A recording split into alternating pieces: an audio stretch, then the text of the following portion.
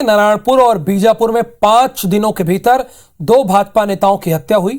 इस मुद्दे को लेकर अब सियासी बयानबाजी का सिलसिला भी शुरू हो गया है।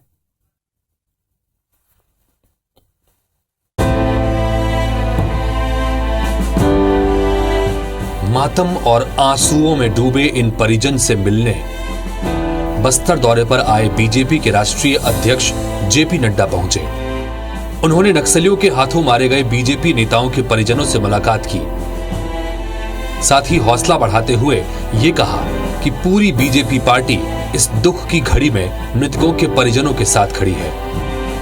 12 करोड़ की पार्टी उनके साथ खड़ी है और हम पूरी ताकत के साथ ऐसे नक्सली हमलों का एक बार नहीं अनेकों बार जवाब देंगे।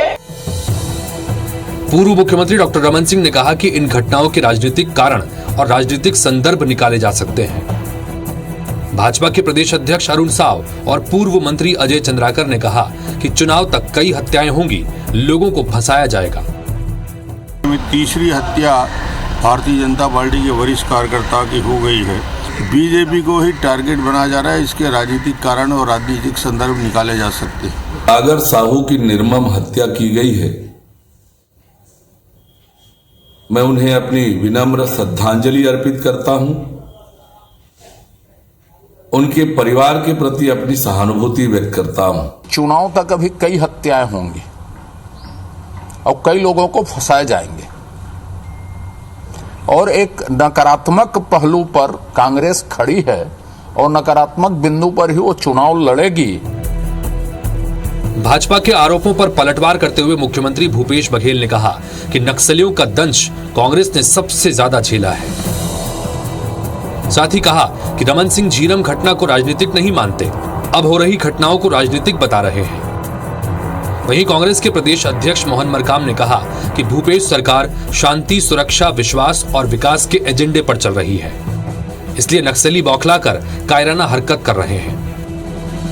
और नक्सली दंश यदि सबसे ज्यादा यदि किसी ने झेला है, किसी पार्टी ने, तो कांग्रेस पार्टी ने झेला है। और रमन सिंह जी के शासन में ही सभी हुआ जब हमारे जीरम में सारे प्रथम पंक्ति के नेता शहीद हो गए।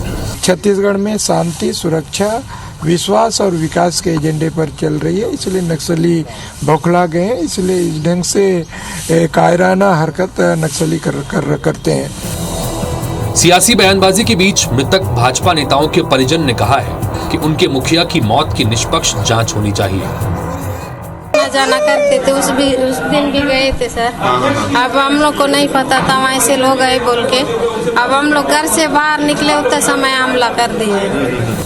नक्सलियों के आतंक से लहूलुहान बस्तर में कांग्रेस हो चाहे भाजपा, दोनों ही पार्टियों ने अपने जनप्रतिनिधियों को खोया है। सियासी आरोप प्रत्यारोप से इतर जरूरत बस्तर में अमन कायम करने की है। Bureau report IBC 24।